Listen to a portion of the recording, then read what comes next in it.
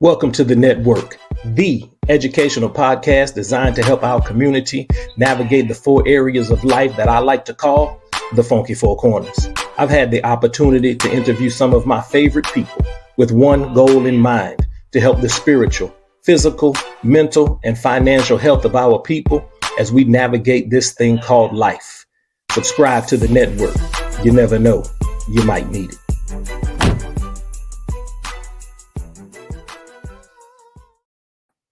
Ladies and gentlemen, welcome back to the network. I'm your host, Michael Prejean. Y'all know me by many other names, but listen, we're back. It's episode 67. Tonight, we're going to talk about something very, very serious, something that we probably don't talk about enough. All right, so let me go ahead and tell you about today's guest. Today's guest is a licensed professional counselor here in the state of Texas. Her journey in mental health began as a crisis intervention counselor for the Suicide Prevention Line, a role that she continues to hold, where she focuses on crisis and suicide prevention, drawing from personal and professional expertise. She has a degree from the Dallas Theological Seminary, where she also offers biblical and spiritual counseling, including support for people who have been church hurt. So I might need to enroll in some of that counseling because your boy has been church hurt. Listen, understanding how difficult it can be to seek help and share your struggles, tonight's guest chose to immerse herself in this field in order to provide support and guidance. Her goal is to make a difference, particularly in our community, and to be a compassionate resource for those in need. Ladies and gentlemen, whether you are watching or listening, please welcome tonight's guest, Miss Labrea Law. Labrea, thank you for joining us tonight. How are you? I'm doing well. Thank you so much for having me. I am so glad that you are here. So the first thing that we're going to do is tell people where they can find you if they need your support and guidance. Sure. If you need my support and guidance regarding suicide prevention or just to talk through some of the things that you're going through, you can find me on Instagram at Pinnacle of Purpose. You can also find me at the Telecounselor. You can also visit our website at pinnacleofpurposecounseling.com. And I believe, yes. Okay. Thank you. All right. So listen, again, the Telecounselor. All right. Y'all see it right there. Also at Pinnacle of Purpose on Instagram. And then you can visit the website, www.pinnacleofpurposecounseling.com. Again, tonight's guest is Labrea Law. So tonight we are talking about suicide and suicide prevention. So as I was reading your bio, you said you focus on crisis intervention and suicide prevention, drawing from professional expertise and personal experience. So one of the first questions that I had was, why suicide prevention? So what got you into that realm? That is a very good question. So, my bachelor's degree is in victim studies from Sam Houston State. And while pursuing that degree, I took a lot of courses on trauma and child abuse and neglect and domestic violence and etc. And so I decided to pursue that field of work. So I worked in domestic violence shelters and with children who have been sex trafficked and in residential treatment centers. And in all of those settings, I met very hurting people who wanted to end their life. So then when I began to pursue my master's in counseling, I found out about the suicide prevention line. And they had some open positions. And I realized how important it was for me to let everyone know, whoever was reaching out for help, that their life mattered. I wanted everyone to know that their life mattered. This sounds like heavy work. And when It I is. say heavy, I mean, heavy on the heart, heavy on the spirit. So does this work take a toll on you? It definitely can. When you're in the helping field, period, you're pouring all the time. So, yes, it can definitely take a toll on you. You're hearing about the lowest of lows of people's lives. These people want to end their life. They no longer want to live. So, of course, it can definitely get heavy. You have to know how to care for yourself. So, for me, I make sure that I implement daily self care regimens, whether that's me getting up a little earlier in the mornings, making sure I do a bubble bath, whatever I have to do, incorporating my friends into my life, whatever I have to do to make sure I'm caring for myself. I have to because I hear about people's roughest parts of their life every day. Okay, so how long have you been working at the suicide prevention line? I have been doing the suicide prevention line for about 2.5 years now. Okay. Um, when you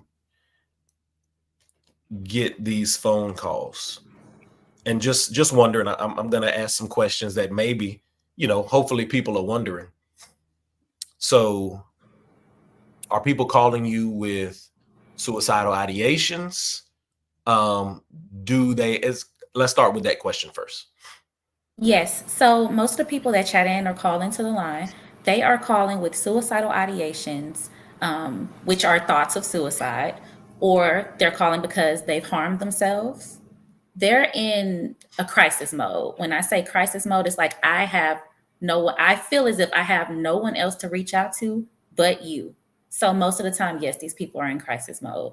They're either thinking about harming themselves, have harmed themselves, thinking about killing themselves, or have a plan to go through with it. Is it good that they're making this phone call? So let's say they're at. So are there stages? Is like, for example, is having a suicidal ideation, is that what we consider stage one?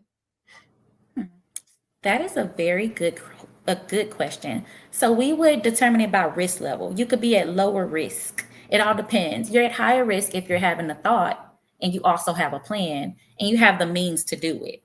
You get what I'm saying there? So level one would be, you know what? I'm having some thoughts about it. I don't have a plan, but you know what? Sometimes I wish I just wasn't here. That's low risk. They don't have a plan, any means, anything like that. Someone that's saying, Labrea, I'm gonna blow my head off after this call, that's pretty serious, pretty high risk. So how common is it? Just sticking with suicidal ideation.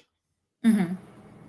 I don't know if you have any data, any statistics, but is it common for people to have thoughts of suicidal ideation? For example, you know what?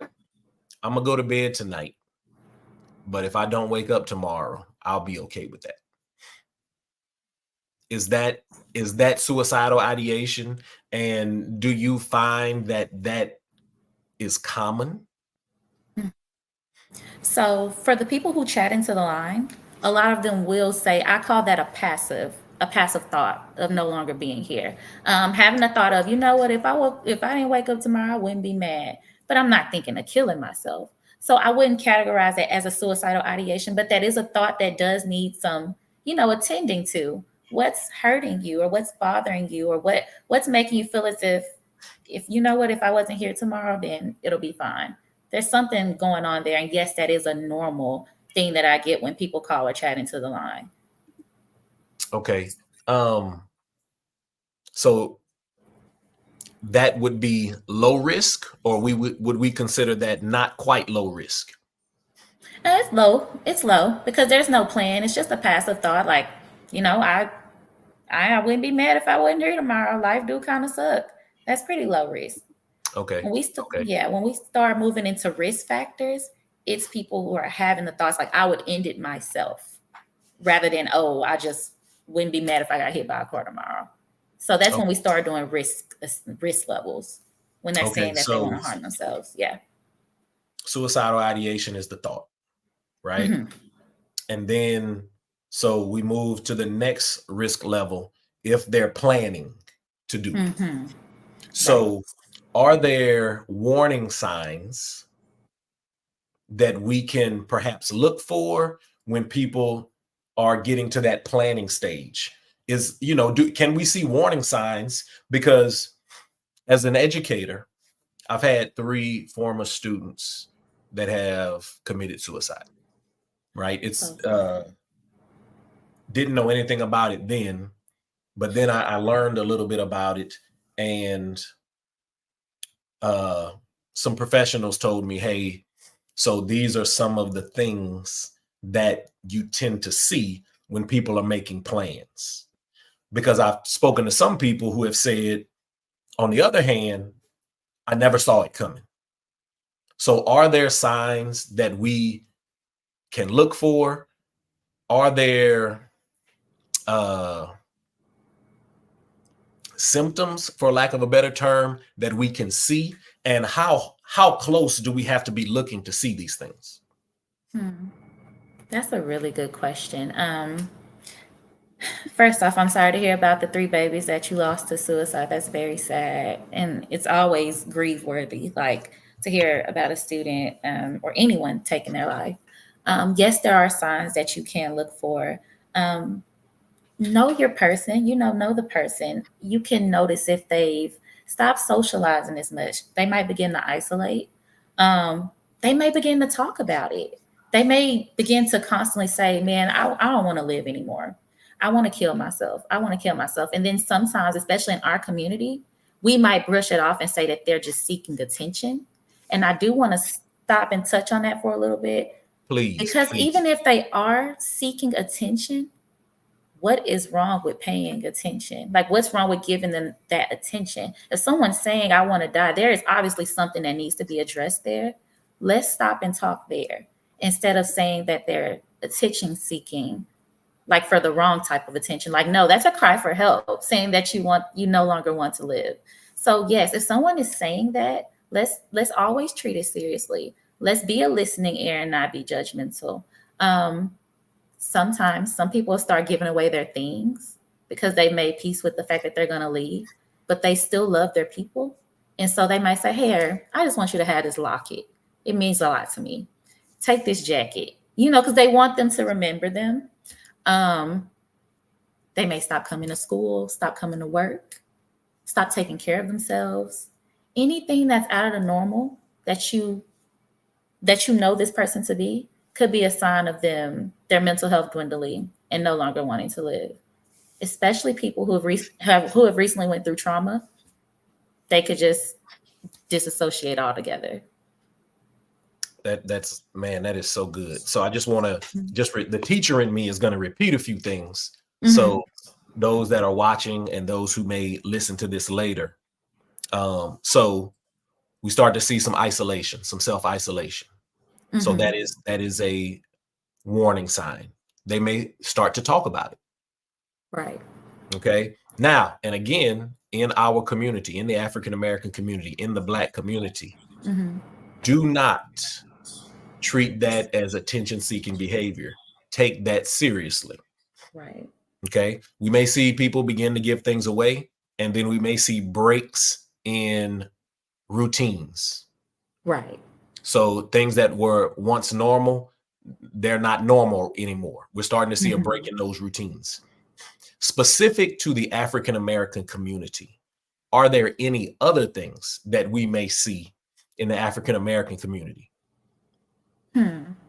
That's a really good question. As of right now, I've seen some across the board type of behavior. Mhm. I will say in the African American community, you know what? I can't right now. I've seen things across the board. Yeah, I can't say specifically if the African American community is showing different signs for suicide, because I feel like if I do say one thing, I will say that they retreat and feel like they can't talk about it. Because some people who do come to the line and they identify as African American, they feel like they can't tell their friends about it or say anything about it. Um, So I will say, let's make it more normalized to talk about these things in the African American community, because right now the people that I do talk to that are in the African American community feel like they can't talk about it. They feel like they're weak or it's not going to be taken seriously. That is very good, because one of the things that I think we joke about a little bit is like Black Twitter, right? So Yeah. as a community, and I'm guilty of this, we tend to take like nothing serious, Nothing. Everything a right? joke. Everything is a joke. So Mhm. we have to take this serious. So as friends, as family members, as caregivers, as caretakers, we need to be a little more sensitive in that area. So our Right. alarms need to go up. Our antennas need to be up, right? Because if we hear our loved ones talking about it, or we see them isolating, right? And we think something may be wrong. So can you give us a couple of examples of probing questions, right? Mhm. Because I have learned over the years that, hey, what's wrong with you, is not always the best question to ask when we notice a change in behavior. So, what are some good potential probing questions that we can ask if we notice a break in routine, if we notice self isolating, if we notice that our loved ones start giving things away? Yeah. That's a good question too. Um, I like how you said that, when you say what's wrong with you, they don't really get, what you need. You're not getting the answer that you need. So here's a good one that I thought about. When you ask in our culture, we normally say, "Hey, how are you?" To somebody. But when you really feel like it could be something wrong, you ask someone, "Hey, how are you?" And they say, "Oh, I'm good," like the normal way. Something Right. that you could do is, "No, really, no, really, man. How are you? How are you doing?" Change your tone of voice. How's your heart doing? Another probing question that you can ask, and that I really wanted to get out here today: do not shy away from the word suicide. Hey, man, I've been noticed that you've been talking about dying a lot lately. You've been posting some stuff on Facebook that's a little concerning. Are you thinking of suicide? Straight like that. Say the word. It normalizes it more. Are you thinking of killing yourself? Straightforwardly. Some people have this stigma that if we say the word suicide or say, "Are you thinking of killing yourself?" that's putting that in their head. That's not true. If the person is thinking of it, it's there regardless. What makes it more normalized and more comfortable to talk about is if we just say it. So That's asking good. the question straightforwardly. That's really, really, really good. Yeah. Um, I don't want us to think that we're helping somebody manifest by, because that's, that's a thing. Right. We're manifesting things. So I don't want us to think that we're helping somebody maybe manifest. Be straight to the point. Be straight to the point. Okay, let me ask this question. What are the numbers like in Mm-hmm. our community? What are the suicide numbers like for Black males and Black females? Let's start with Black males first. Mm-hmm. Are Black males committing suicide in the African American community? Yes, Black males are committing suicide in the Black community, and Black males are more likely to follow through with it. Not just ideation, not just have the ideations, but more likely to actually follow through and pursue suicide. Women might have more thoughts, but they don't pursue it as often. That is eye-opening. I Yeah. never would have thought that that's what you were going to say. Yeah. So why are Black males so successful at going through, right? So they have the thoughts, the plans, and then obviously the means to do it. So do we have any data? Do we have any research that is implicating why Black men are Yes, successful? if you go on the 98lifeline.org, they will show all the demographics. I don't have all of the numbers, but Black men, LGBTQ, and veterans are at the highest. Yes. So, If I would but if you're, go ahead. I know that you asked why Black men, and I can give you my opinion on why I think Black men. In our culture alone, as I've already stated, mental health is not normally talked about. Imagine being a man and feeling like that space isn't for you, especially in the Black community. What I imagine, and you can give me some insight on this, what it's like growing up as an African American male, when you show emotions, you weak, um, you not being a boy or not being a man. So they grow up holding all of this in, and it's hard to compartmentalize when you've been through so much that you can't even talk about. So if you can't let it out and talk about it, the only other way out is to take yourself out. And so I think that could be a reason why suicide is more prevalent in the African American community, specifically with Black men. Those are excellent points. I want to, excuse me. So I want to address that from two different ends of the spectrum. For young men, for young African American men, Mm-hmm. you don't want to look soft. Mm-hmm. You don't want to look weak. Being tough, growing up, that's what you want it to be.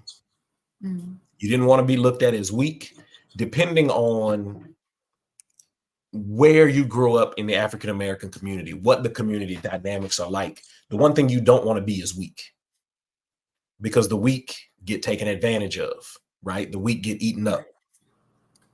And then from an adult perspective, I think men in the African American community are becoming much more aware of the need to talk, of the need to speak out. And at the same time, I also, this is just my personal opinion, I also think men feel like they're not heard. Mm-hmm. So then it becomes, well, even if I do say something, who's listening? Who's listening? If other men, can rally around each other and help each other, that's one thing. But what about men who may be in heterosexual relationships, right? Are the women in their lives listening, or are they telling them, hey, you need to toughen up? Don't come in here with all of that stuff. So, I think it's a mixed bag. So men want to be, you're raised to be tough, right? Because you don't want to be weak, you don't want to appear weak, you don't want to look weak. And then from the other end of the spectrum, I think men are, opening up to speaking. But there's also that stigma of, is anybody listening? And if I do speak, do I look weak? So the one thing, I thought about one word when you were getting ready to say Black men, because you mentioned Black men, you mentioned veterans, and you mentioned members of the LGBTQIA plus. I hope I got that right, community. The word I thought about was trauma. I think if there's one thing that those communities likely share, is trauma. What are your thoughts? Yeah, that was a good correlation that you made there with all three of those communities experiencing trauma, from LGBTQ, the bullying and discrimination. Likewise, of course, with our Black men, like you said, feeling unheard, that can cause trauma, suppressing so much for so long, discrimination, bullying, never feeling good enough. Same with the military. I mean, no telling all the post-traumatic things that they have to experience because of all the things that they saw with their eyes. It's a lot. I do believe all three of those communities have trauma, you know, and that explains why they're at the highest risk for actually following through with suicide, not just having ideations, but actually, going through with it. It's so prevalent with those communities that the suicide prevention line has a separate specialized line for LGBTQ and veterans. So if you were to call in, it'll give you the option that, hey, are you a veteran? To put you in a different line, and the same for LGBTQ, because the follow through with suicide is so high. I wonder about the overlap of Black male veterans That's or good. Yeah. gay Black men and then even, where the three meet, gay black men who happen to be veterans. Mm. Okay, what about black women? I know you mentioned that black women tend to have more ideation. Hmm. So when we're seeing suicidal ideation in black women, Hmm. what does that look like? Does it look different in men and women? I'm seeing that the signs could be similar at times, but the woman does express more ongoing depression. They'll express that they have actually sought counseling. So Black women are more likely to seek counseling than African American males. So they'll actually go to therapy or talk through it with people. They're actually being more expressive, but they feel like nothing's changing. I also see that a lot of women who are wanting to end their lives that are African American are going through postpartum. They'll call into the line and say, "Hey, I am depressed with this child and I don't know what to do." During one of our trainings, we actually listened to a call of a distressed mother with an autistic child. He was about 3, and she was saying she's about to end her life and his. And it was a very intense call to where I had to get off the training for a minute because I started crying. It was for Black women, postpartum depression is heavily correlated with ending their life. Um, Wow. yeah, Wow. Um, that is very, very, very interesting. yeah. Okay. Wow. Yeah, I noticed that in the Black community, um, that some women feel like when they speak out about it, even this is just me looking on social media now. I Hmm. look on social media and a mom is saying that she's going to kill herself or follow through with it. And people would call her like selfish, or you shouldn't have brought these kids into the world if you were going to do that. And so I know that Black women may feel like they can't ask for help, especially with their kids, because it's seen as something we're supposed to be strong about and we're supposed to just deal with because we laid down and had those babies. So you got to raise them. But it's hard. And the Black woman might feel like she can't reach out for help. And so she might choose to take that way out, and people might view her as selfish. So I have just noticed that being like last year, I know on Facebook, I saw at least 4 moms take their own life. Wow. Yeah. That is terrible. That is terrible. And it's actually, you kind of segued into my next question, which Hmm. is suicide selfish? Hmm. Maybe a better question is, why is it considered to be selfish by some people? Hmm. Some people might view suicide as selfish because, especially on the outside looking in, if they think that this person has a lot to live for, if they have children, it's selfish if, and then in our community, they might say, it's you being weak. That's just a selfish way out. You got these responsibilities and these kids. I don't think that is an interesting word because if I say I don't think it's selfish, it's because I see why people get to the point of no longer wanting to be here. It's because it's not talked about enough. We don't normalize mental health issues enough. Like we have too many judgments and negative labels to it. So I can see why somebody would get to that point and no, I don't think it's selfish. I think it's a cry out for not feeling like they belong, for not feeling supported. And some people do have all the support in the world, but that doesn't mean they feel it. They're really battling something here. So I don't think it's selfish per se. I think we got to do better with talking about it. Do we have, as a community, as an African American community, do we have enough access to high quality, culturally affirming mental health services?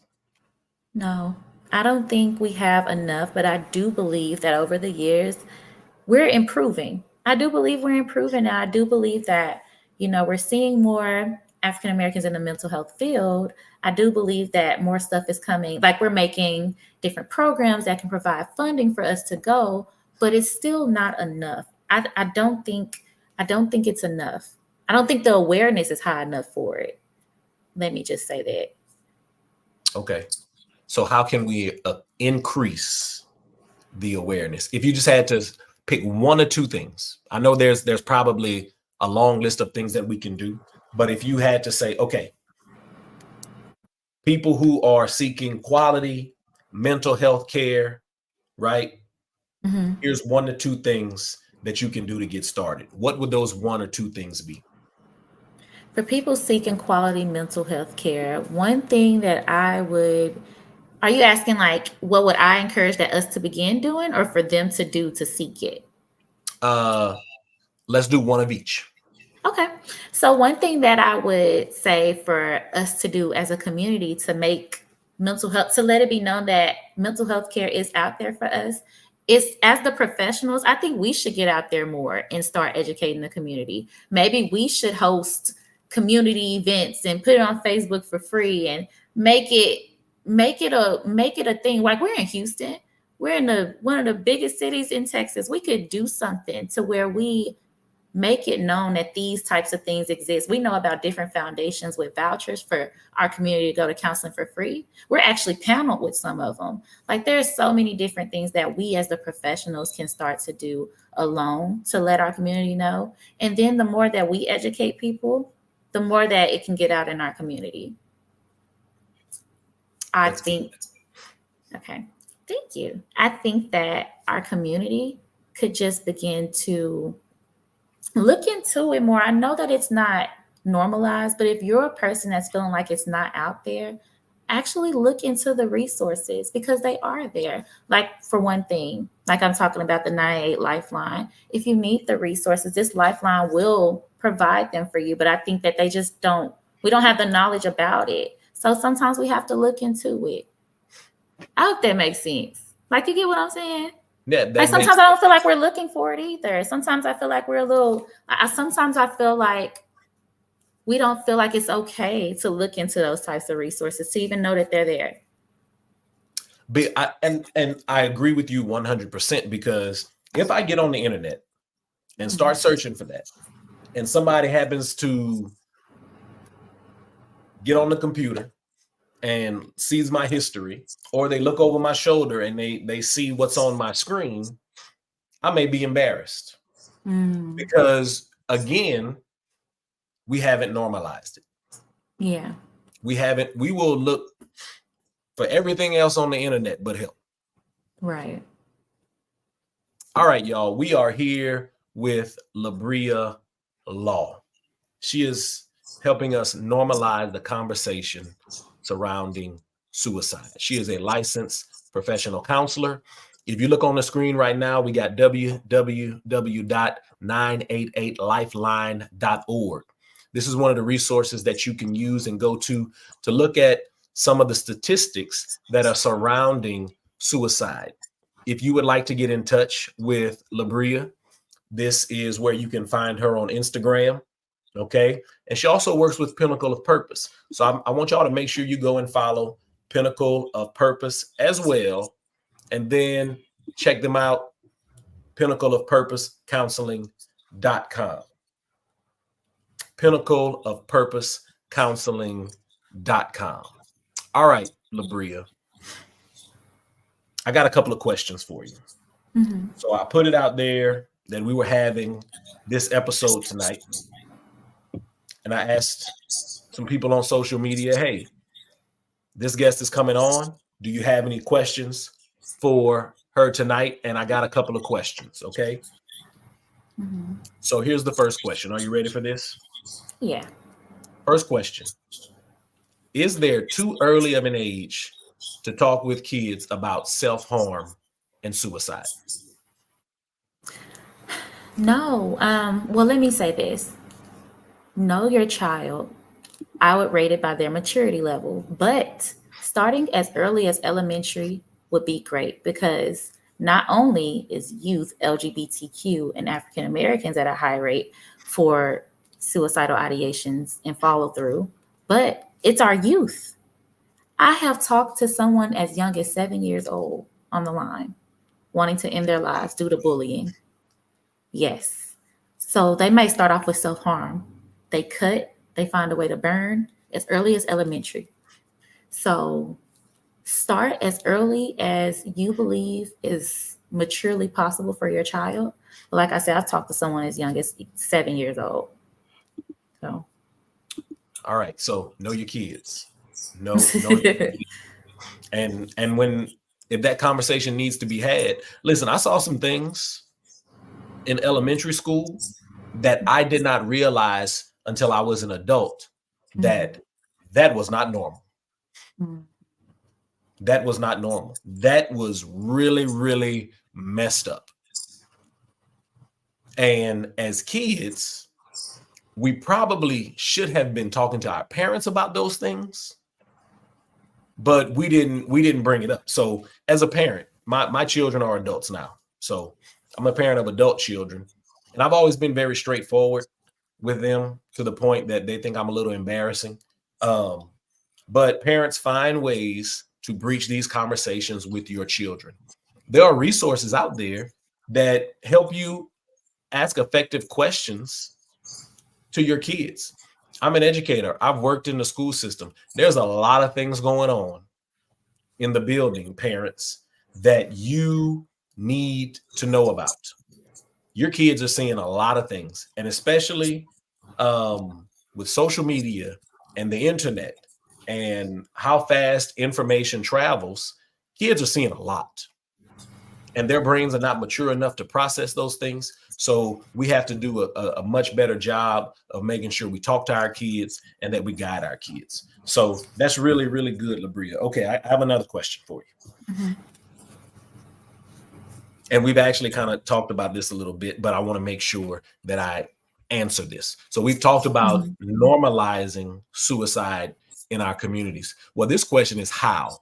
How do we do that? How can we normalize talking about suicide in our communities, specifically the African American community? Yeah, we did kind of touch on this. I encourage going straight towards it, full speed ahead. Ask the question if you believe that a loved one is thinking of it, if you want to start talking about it, then talk about it. You have to say, are you having thoughts of suicide? Do you sometimes think of suicide? You've been kind of sad lately. Do you want to kill yourself? Like, be real with me. Like normalize it as if it's nothing because it should be something that is normalized so we can begin to talk about it more because it's happening. So we shouldn't be quiet about it. Talk about it. That's the only way we can normalize it. That's it. We got to talk about it.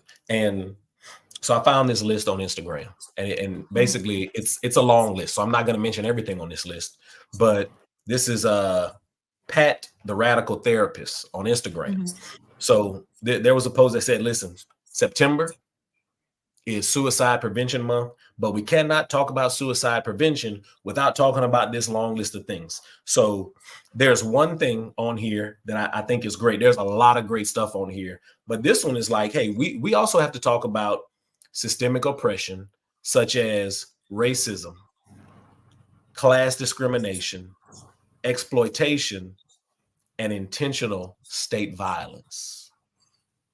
Mm. In your personal and professional opinion, systemic oppression, which we know exists, we know it's real. Mhm. What role, if any, does systemic oppression play in mental health and potentially leading to suicide? Yeah. So systemic oppression has played a part in a lot of, I think, Black mental health issues. So I believe that it led to poverty. And we do see that people who are poverty driven or in poverty, if your basic needs aren't being met, then you're not going to be functioning at a well state. So then you might begin to have thoughts of suicide because you don't see another way out because nothing's getting better. So I do believe that plays a part. Feeling like you can't move up in the workplace and you can't succeed here because of systemic oppression plays a part. Really good. Um, Man, we could go on about how systemic oppression in the Black community plays a part in mental health, mental illness, and no longer wanting to be here. Just feeling like you're behind and there's no purpose here because you can't excel the way that you want to. Yeah. That So that right there, I think that helps paint the picture to let us know, in my opinion, this is my opinion. Suicide is not a selfish act, but potentially an act of desperation. I like that. If I have been trying to make ends meet, but I just can't seem to do it, and I'm trying and I'm trying and I'm trying and I'm working, but there is a system that keeps impoverished people in poverty, Right. then why would I keep wanting why would I want to do this every day? I'm trying hard to get out of this. I'm trying for my family. I'm trying to do this. So what I see is I see desperation. I don't know what else to do. I'm a burden to other people. People may be dependent on me and I can't come through. They would be better off if I wasn't here. So that's kind of how I look at it. I thought you mentioned some really, really good things. And if we know anything about poverty, if we know anything about socioeconomics, if we know anything about systems of oppression, we can't pretend that they don't exist. We can't pretend like they're not real. We definitely cannot pretend that it does not exist in the African American community, because it does. This list also mentioned decriminalizing mental health and addictions. Yeah. We can't talk about suicide prevention without talking about the decriminalization of mental health and addictions. Why is mental health? It's probably a really broad question, but why is mental health sometimes criminalized? I think that goes back to the education piece of it. Like, what was, I cannot think of that, what just happened. It was in the media, but the lady who was shot and killed by a police officer because she called in for help. I guess she was schizophrenic. That's what they were saying. Do you know what I'm talking about? Yes. And she was killed for it. And it's just like, for us in our community, I think that we just don't get the grace to have mental health issues. Like, that shouldn't even happen. I guess what I want to say is, why is it criminalized? Because I feel like it's not understood or respected in our community. She should have had the right to have a schizophrenic episode without it ending in her life being ended. You know, I hope that I'm leading somewhere here, but I believe that it's criminalized because it's just not respected or understood enough in our community. It's not treated fairly. And I think that again leads back to the lack of normalization. And then also touches on poverty. Because the first thing I started thinking about was, did this woman have her medication? Had she been on her medication? There's somebody I know right now who is a female, a Black female, who is a veteran, who has not been on her medication and right now is in jail. And we know that jail is not for rehabilitation. No, it's not. We know that. So what this veteran who has served the United States, what this veteran needs is medication. Yet this veteran is now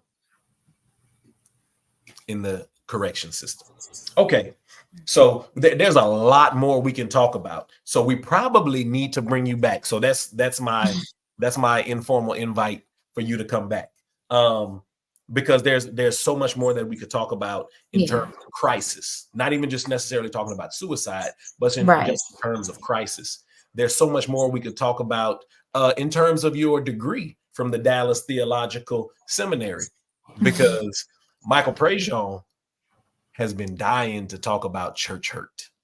Okay. So that's my informal invitation. Okay, we're getting ready to pivot here. We're gonna do something a little different. Okay, but before we pivot, I need everybody who is watching or listening, I need you to like, and subscribe and sign up for notifications if you're watching on YouTube. If you happen to be listening to this podcast on Apple, do me a favor, go to iTunes, give us that 5-star rating. Then I need you to tell a friend to tell a friend to tell a friend, because word of mouth is excellent. Okay, so here's what we're going to do. We're going to do something a little lighter. We've really been talking about some pretty heavy Yeah. stuff. Yeah, it's heavy. Talking about suicide and suicide prevention. So we're going to play a little Funky Four game. We're going to do some rapid fire. So I'm just going to throw some rapid fire questions at you, okay? And then after we gosh. do rapid fire, we'll do good medicine, and then we'll wrap it up with you didn't ask. Okay, so we're gonna do a little rapid fire. I'm gonna throw some things at you, and give me a one-word answer for these. Okay, one-word answer. You ready for this? Goodness. All right. All right, here we go. What was your first job? Wendy's. What's your favorite month? January. Favorite animal? A dog. What kind of dog? The little poodles. They kind of cute. Okay. I don't really like no animals. You don't like animals? I don't like animals. You could have just said none. None. Don't do animals over here. Favorite color? Pink. Favorite food? Seafood. What's a word you hate hearing? No. Talk or text? You said what? Talking or texting? Talking. Last place you went to on vacation? Jamaica. All right, last question right here. If you could have a superpower, any superpower, what would it be? To be invisible. Why? The first thing I thought was so that I could spy on people. That sounds creepy saying it out loud. I just got some people that I want to see what they doing. The why always gets people. Like they answer the question, they'd be like, boom. Okay, good answer. Why? And they'd be like, yeah, Labrea. So that was pretty harmless. Thank you for participating in rapid fire. I really, really appreciate it. Okay. So this brings us, we got two more segments. Okay. So this brings us to good medicine. Okay. Mm-hmm. So good medicine is where you prescribe to our watchers and listeners something that has been life-changing for you. It was life-changing for you, and you want to prescribe it to our watchers and listeners. What do you have for good medicine? It's this podcast entitled The Black Girls Heal Podcast by Sheena Tubbs. And she is a licensed professional counselor here in Houston. And I started listening to her podcast about 4 or 5 years ago when I was going through a really rough patch. Her podcast, Black Girls Heal, is based off of something called love addiction that we don't talk about often. But she talks about how love addiction can root from emotional neglect in childhood, which can cause you to continuously pursue relationships that are unavailable. And I think that really helped me go through something, get through something, and learn to pursue things that are better for me. And when I say that walking through her podcast over the past 5 years have been helpful, it has. So I do think that if you feel like you're someone that struggles with attachment issues, that the Black Girls Heal podcast could be very beneficial. That's some good medicine right there. Mm-hmm. The Black Girls Heal. So listen, we've been talking about resources, right? We've talked about a few resources. We put one up on the screen, but that's another one. Mm-hmm. Go and check out this podcast. There are a lot of things out there that we can use as resources that are helpful. And Labrea just gave you one. Good medicine. Black Girls Heal podcast. Tell us who the host is again. Sheena Lachey.